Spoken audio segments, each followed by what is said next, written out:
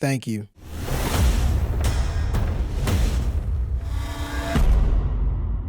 Right away, we jump into the action when a headquarter base is under attack. Difference is, this is S.H.I.E.L.D. property. The one over here is Hydra's. When we first see Thor and Captain America in the woods on Avengers, egos are all over the place, and Thor hits Cap's shield to hate on him. In Age of Ultron, he does the same thing, but it's for teamwork this time. After the attack, Cap is brief and given details on the enemy. When it's time for the Avengers to assemble, Tony Stark is having an intimate nightcap with his one roommate in Avengers, but in Age of Ultron, all the Avengers moved in, and it's hard to keep the happy hour to 10 people or less since everybody gets a +1. As for the Avengers themselves, it's mainly the same beats in both movies. Hawkeye spends most of his screen time being lame or getting hurt. Captain America walks around judging people like he's on American Idol, and Tony and Bruce are attached at the hip. During their bromantic displays of affection, we find out that Tony's keeping a secret from his teammates. And I can't say that I don't agree with the guy, because in part 1, he told Cap the secret and Steve resorted to name calling. So it's perfectly understandable why his plans were to take the secret to the grave this time, which was going fine until Ultron snitched. Actually, speaking of snitching, the villain starts monologuing and snitches on himself, giving away like 15% of his master plan to the good guys. It's here we learn that his plan is to break up the group. But how though? First, he gets Loki's scepter, then he lowers the property value of the hero's headquarters, and after that, he goes underground to build his army. To me, the plan is stupid. But kudos to the bad guys because the Avengers do start beefing and have an argument scene at headquarters. Everybody's pointing fingers, but if you do the math, the please excuse my dear Aunt Sally way, Iron Man actually has a point. But as for what the bad guy wants, he's building this thingy but is a little short on supply. No worries because he finds more than enough of what he needs, and it literally costs him an arm and a leg and or a different body part when he has to get surgical with the owner of the supply.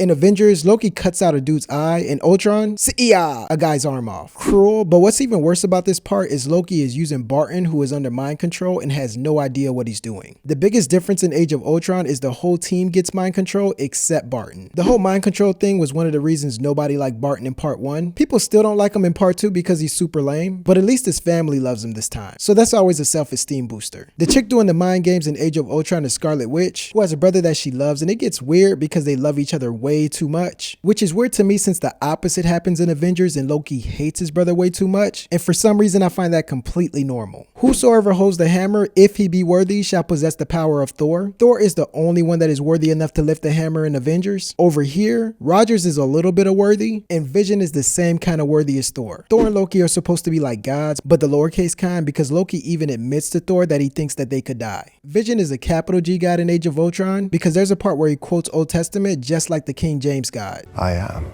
There's no I in team, but the plural form of us is I, so it cancels out basically. I say this because Thor goes solo and takes a journey, which is the same thing Hulk did in Avengers, but he admits he wasn't himself when he made that decision. The Avengers find out what the bad guy is up to and where he's hiding out. Cap and Stark put their differences aside and team up to go and get him. The bad guy has this menacing look on his face, and the worst part is, this isn't even his final form. Loki puts on metal for protection. Ultron puts on metal because Widow and Hawkeye stole the Vision suit, so he's out of options at this point. Hawkeye has eyes on everything and calls out patterns and strays. Stark has the perimeter. Anything gets more than 3 blocks out, he turns it back or turns it to ash. Thor, you got the lightning, light the bastards up. Cap and Widow stay down here and keep the fight on the ground, and Hulk, smash. Difference is the Avengers do all that, plus they get help from Quicksilver, Scarlet Witch, S.H.I.E.L.D., and War Machine this time around. The city is in total chaos. Every time someone is about to get hurt, an Avenger saves the day. Captain America saves Mike and Ben Seaver's fake little sister from growing pains, and Hawkeye saves Mary-Kate and Ashley Olsen from Full House real life little sister. An evil robot army outnumbered the Avengers like a whole lot to 1. And they surround the good guys at the Bad Boys 2 Michael Bay shot part. But the best part here is when Hulk is like, I'm always angry. And then kaboosh. In part 2, if I remember correctly, there's a couple of scenes I could point to where he's not always angry. Matter of fact, all that A-word kicking Hulk did in Avengers, payback is a mother-in-law because the opposite happens to him in Age of Ultron. For example, he smashed Loki into the ground and knocked Thor out of the frame last time. This time, Iron Man smashes him into the ground and knocks him out of the frame. Incredible, eh? Hulk jumps on a plane to throw out a bad guy here, but over here, he jumps on a plane to toss out a good guy. But Earth's mightiest hero though. He's supposed to be incredible and stuff in Avengers, but when they jump him, he gets into a ball position because he knows that stuff hurt. And the only reason they ran away in Age of Ultron is because Thor was standing right there.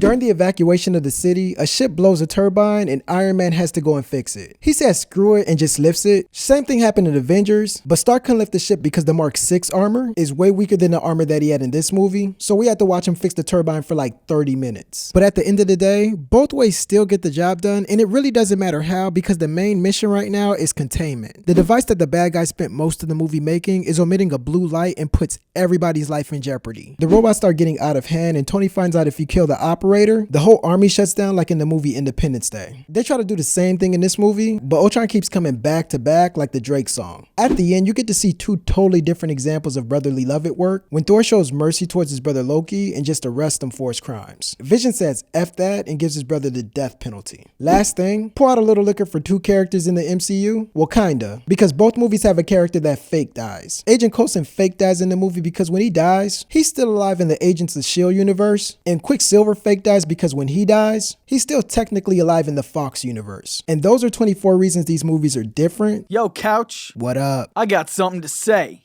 Some of the biggest notable differences include the relationship between Hulk and Black Widow. There's multiple occasions where it's obvious she's terrified of the guy in Avengers, but she's willing to overlook some of his flaws in Age of Ultron. Also, Tony was definitely the sharpest guy in metal armor in Part 1 because Coulson gave him the character profiles and background information on all the Avengers. Jarvis gave the profiles and background information to Ultron, and I give him the nod versus Iron Man in the sequel. At the part where the scepter's stolen, in one movie the Avengers overpower the bad guys and fight like a team. In the other movie, they fight the team and overpower themselves instead. When the city's under siege, nobody wants to listen to the guys in tights. Cap earns their respect after he saves them from the bad guys with the guns, and Quicksilver earns their respect too, but he's the one with the gun. In Avengers Part 1, the blast from the explosion causes Iron Man to fall down to Earth, and Thor looks like he's gonna save him, but he totally just stands by and watches him fall. In Avengers Age of Ultron, Iron Man falls but catches his balance and the roles are reversed because Stark lets Thor crash down to Earth this time. Lastly, the Thanos after credit scenes are virtually identical, but if I really wanted to nitpick, and I do, this Thanos looks like he's very badly sunburnt, and the Thanos over here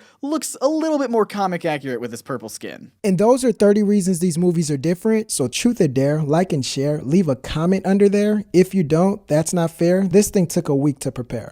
But I'm not a rapper though. How about a round of applause for Scott from NerdSync Productions? For those of you who don't know, NerdSync is a YouTube channel where Scott teaches us everyday life lessons, but the professors in these classes are the mutants, heroes, and all the other characters we know and love from our favorite comic books. So for relationship advice, history lessons, psychology experiments, etc. from POVs of a comic book, visit his channel and tell him I sent you. Hey, yo, what's up? What's my theme music?